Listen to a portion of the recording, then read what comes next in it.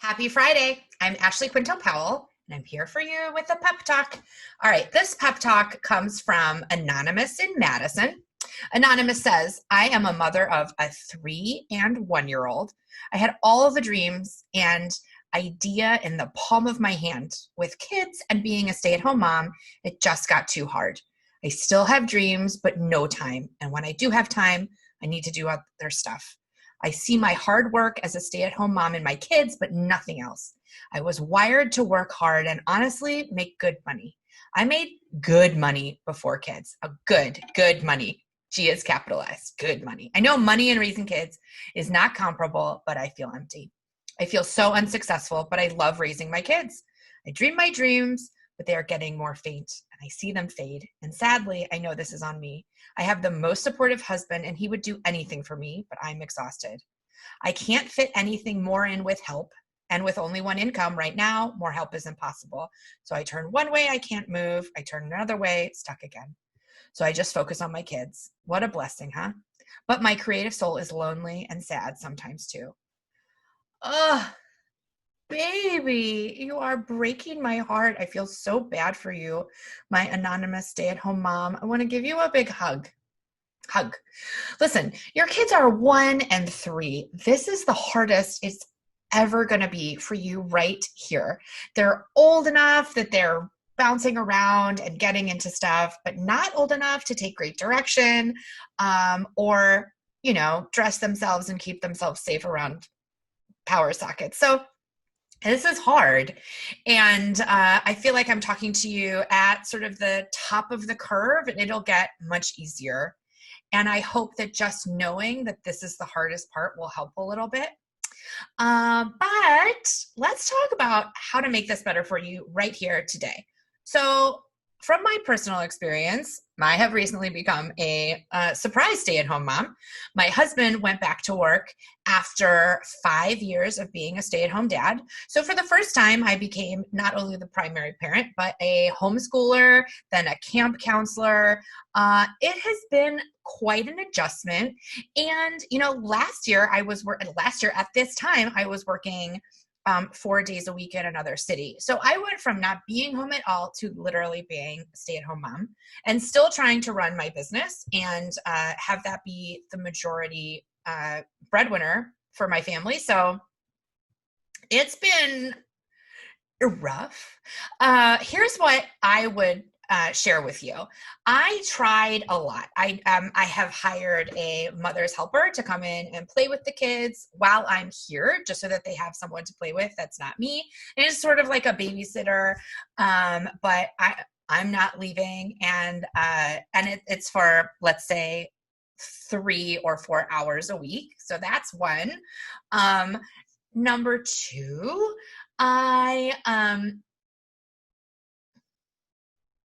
Number two, I have my mom and my husband each take a day. My mom comes over, watches those kiddos, and my husband, and the day my husband has off of work, because he works 6 days a week, that's one of the days that I focus on my business, and he bonds with the kids who he misses desperately. And then even all of that wasn't working to really give my business the attention it deserves. And so finally I had to say to my husband, listen, I realize that we are both working really hard and I realize that we're both exhausted, but it's still not working. Literally our best just isn't good enough. And we needed to be better. So what I asked for was support from him in different ways. There are a couple ways you can support someone. And I've been very vocal about appreciating coddling support, but what I have needed from him and what I asked for was get up there peanut support. So I said, listen, every night after we finish dinner, I'm going to go down to the office and I need you to clean up from dinner, put the kids to bed, and I'll meet you in bed at 10 o'clock or 11, whenever I finish. But I really need that time. And that has made a huge difference blocking off that time. And that sort of self-advocacy might help. I'm not sure, but I am rooting for you. And, it's such a blessing to have a stay-at-home parent. And I know that your children love you. And I can feel in your letter that you're a wonderful mom. So I am rooting for you big time. And I think those dreams will come back when you have a little bit more time to sleep.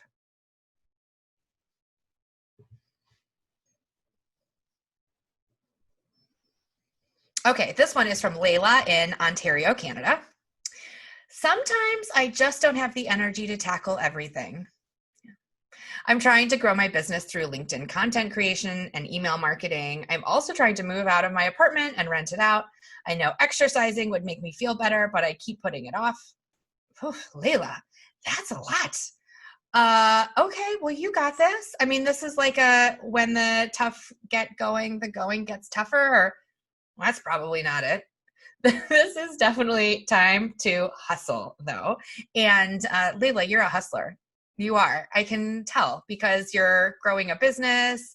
And instead of saying, no, I will not decide to move out now, you decided, yes, I'm growing a business. I'm gonna move out. I'm gonna put my apartment on the market and rent it out. I can't do anything for you about the exercise motivation. Believe me, if I could, my life would be it would be slightly different.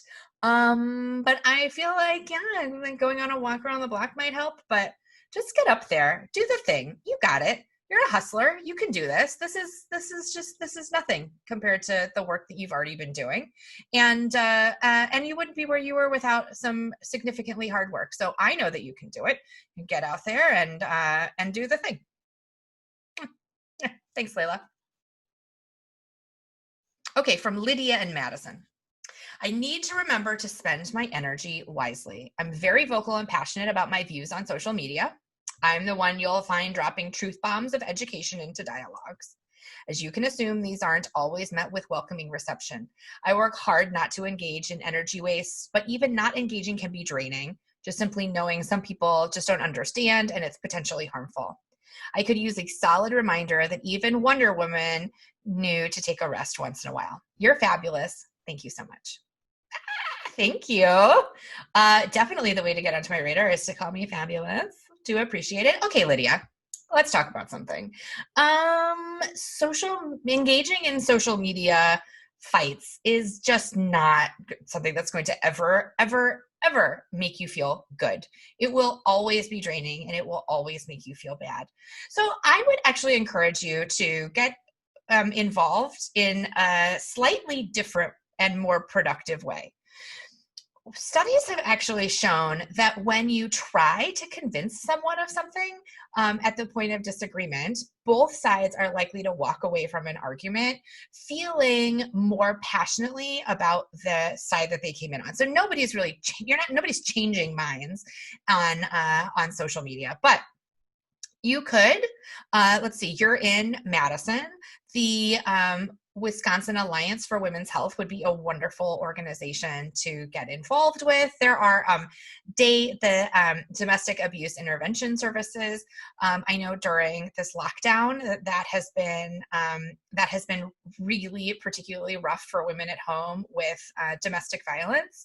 And Unidos does similar work for populations that speak Spanish. So I would encourage you to get involved in some of those organizations who would love your help and support. And in the meantime, take all of that energy that you were using to educate people and drop truth bombs. I'm going to go out on a limb and say, yeah, you're absolutely right. But since you're not going to change anybody's mind, stop messing around with social media and go make some money. Yeah, do that. Go make the sale you wanted to make. Go meet the client you wanted to meet. Go land the project you want to land. And when you get ready to put your energy elsewhere, put it towards your own success, because success is the best revenge. And those people who don't know what they're talking about and need truth bombs levied, they're going to be really mad in the most delicious way when you're driving a red hot Mercedes or something. It's just an example. Just an example. Lydia, you got this. All right, I'm off. Have a great weekend.